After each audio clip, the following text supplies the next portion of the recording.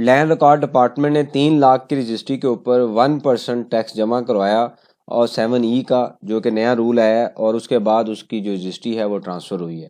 ये पेमेंट चलान आपके सामने है साहिवाल के अंदर, यानी कि जो साहिवाल RTO है, साहिवाल लैंड रिकॉर्ड डिपार्टमेंट है, जिसका जो नाम यहाँ पे आ रहा है राजी रिकॉर्ड सेंटर दपालपुर, वहाँ में आप देखें तो ये एक रजिस्ट्री ट्रांसफ़र की गई है जिसकी वैल्यू 3 लाख रुपए थी, और उसके ऊपर 3,000 रुपया जो टैक्स है 7E के मुताबिक, जैसे हमने स्टडी किया कि 1% ऑफ फेयर मार्केट वैल्यू हमने जमा करवाना है। अब चूंकि ये रूरल एरिया है, उसमें वैल्यूएशन रेट नहीं होंगे, तो ये जो रेट आपके सामने आ रहे हैं ये DC रेट के मुताबिक यहाँ पे टैक्स को कैलकुलेट किया गया इस वैल्यू के ऊपर, और 1% ऑफ DC रेट 3,000 रुपया जमा करवाया गया। अब ये चलान बनाना कैसे है इसको भी हम देखते हैं। पर्पज़ सिर्फ अभी ये डिस्कशन का ये है कि काफ़ी टाइम से हम देख रहे हैं और डिफरेंट तरह की न्यूज़ आ रही है, और मैंने अपडेट भी आपको किया है कि जो अभी तक टैक्स पेयर को क्लियर ही नहीं है, डायरेक्शन ही नहीं है कि हमने सर्टिफिकेट कैसे लेना है। अब हो ये रहा है कि लोग सर्टिफिकेट की लाइन में लगने की बजाय, टाइम ज़ाया करने की बजाय, रिश्वत देने की बजाय वो ये कह रहे हैं कि हम 1% टैक्स देते हैं और सर्टिफिकेट लेंगे। अब 3,000 रुपये के पीछे अगर ये इसकी अगर इसी रजिस्ट्री की हम एग्जाम्पल लें तो कौन FBR के पास जाएगा, कौन सर्टिफिकेट लेगा, कौन लाइन में लगेगा, कितने दिन के बाद आपको सर्टिफिकेट मिलेगा, फिर मूवमेंट होगी, और अगर आपने सर्टिफिकेट लेना है तो वहाँ पे आपको कुछ पे भी करना पड़ना है, ऐसे सर्टिफिकेट नहीं मिलता। तो इस वजह से इनडायरेक्टली आप ये इज्यूम कर लें कि गवर्नमेंट ने 1% जो टैक्स है वो चार्ज कर दिया है। ये फुल एंड फाइनल टैक्स है, इसकी कोई एडजस्टमेंट नहीं है, ये एक तरह की लाइबिलिटी है। जैसे हम income tax, annual income tax जमा करवाते हैं, सेम इसी तरीके से ये भी एक लाइबिलिटी है। तो यहाँ पे आप देखें तो पेमेंट जो सेक्शन है वो ये सिलेक्ट किया गया है 7E, और इसकी जो नेचर ऑफ पेमेंट है ये फाइनल टैक्स है। अभी हम देख भी लेते हैं कैसे जमा करवाना है। और जिस डेट पे आप रजिस्ट्री करवा रहे हैं, मतलब अगस्त में अगर आपने रजिस्ट्री करवानी है तो आप पीरियड सेलेक्ट करेंगे 8-23, यानी कि जो टैक्स ईयर आएगा वो 23-24 है। और वहाँ पे चूंकि अभी हम देख भी लेंगे, वहाँ पे 23 और 24 के नाम पे जो पीरियड आ रहा है 23-24 कंबाइंड पीरियड नहीं आएगा। उसके बाद आप उसकी जो अमाउंट है वो लिखेंगे। अमाउंट लिखने के बाद आप ये जो टैक्स है वो जमा करवा देंगे। अब क्वेश्चन ये है कि ये जो अमाउंट है वो हमने कैसे वेरीफाई करनी है। देखें, जो रजिस्ट्रार, इसका बेस्ट सोल्यूशन यही है कि जिससे आपने रजिस्ट्री करवानी है उनसे आप डिस्कस करें कि यहाँ पे वैल्यूएशन रेट क्या है। उसके बाद FBR की वेबसाइट पे भी वैल्यूएशन रेट अवेलेबल है। इसके बाद मैं एक लेक्चर बनाऊंगा जिसके अंदर हम ये सीखेंगे कि हमने रेट कैसे अपडेट्स लेनी है, हर साल के रेट कैसे देखने हैं।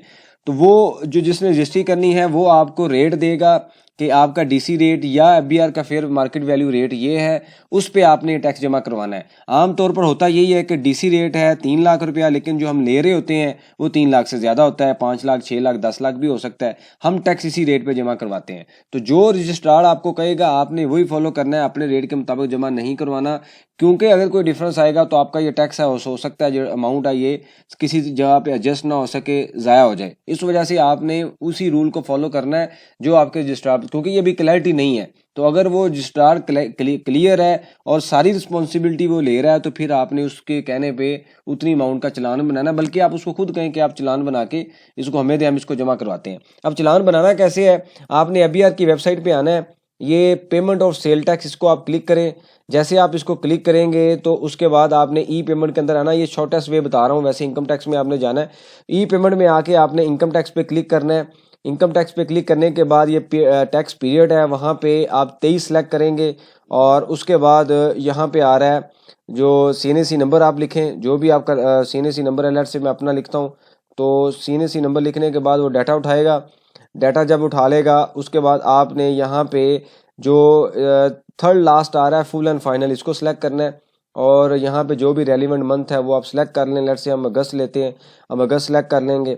और फिर आपने पेमेंट सेक्शन पे आना है, और चलते जाएंगे तो सबसे नीचे आ रहा होगा 7E डीम्ड इनकम, ये आपने इसको सिलेक्ट करना है। आप देखिए तो उसने क्या लिखा हुआ है, 20% of 5% of fair market value. ठीक है, तो ये कैसे कैलकुलेट हुआ कि वही जो रूल है कि अगर हम इनडायरेक्टली अगर हम देखें तो फेयर मार्केट वैल्यू का जो 1% कैलकुलेट होगा, कि जो कैलकुलेशन उन्होंने बताई है, ये जो लिखा हुआ है रूल, इसको हम फार्मूले के थ्रू समझ भी लेते हैं कि कैसे उसने ये लिखा हुआ है। तो ये जनाब उन्होंने ये कहा है कि यहाँ पे मैं दोबारा कैलकुलेशन इसकी कर देता हूँ कि ये कैसे कैलकुलेट हुआ, कि ये जो 3 लाख है ना, इस 3 लाख का 20% पहले आप लेंगे, वो वैल्यू आएगी 60,000।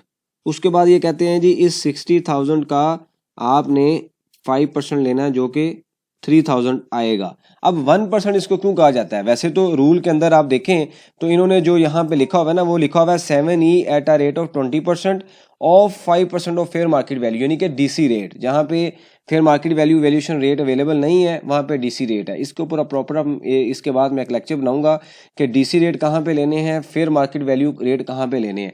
अब ये जो 3000 रुपये आया है ये वैल्यू निकली है। अगर आप इनडायरेक्टली इसको 1% क्यों कहा जाता है कि इस 3000 रुपये को आप डिवाइड करेंगे 3 लाख रुपए पे, तो आपके पास जो वैल्यू आएगी वो 1% आ जाएगी। तो इस वजह से कहा जाता है कि ये 1% टैक्स है। अब ये लॉजिक मेरे ख्याल में क्लियर हो जाना चाहिए। काफ़ी दोस्तों के क्वेश्चन थे कि रूल में तो ये लिखा हुआ है 20% और 5% फेयर मार्केट वैल्यू, तो 1% आप कह रहे हैं, तो 1% इस तरीके से कैलकुलेट हुआ है। मैंने बेसिकली ये जो कैलकुलेशन है ये ईजी अंडरस्टैंडिंग के लिए इसको स्किप किया और डायरेक्ट मैं जो फाइनल पॉइंट है उस पर आया हूँ कि हमने कैसे कैलकुलेशन करनी है।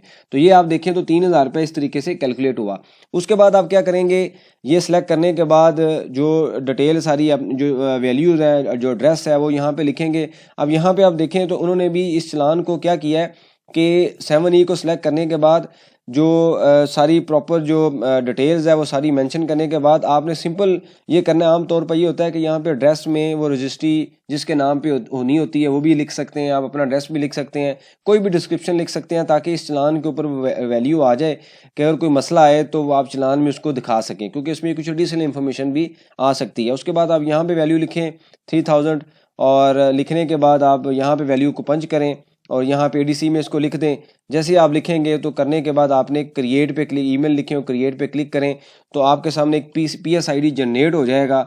उस PSID को आपने ऑनलाइन जो है वो पे कर देना है या बैंक में जमा करवा देना है। जब आप जमा करवा देंगे तो आपके पास इस तरीके का CPR नंबर आ जाएगा।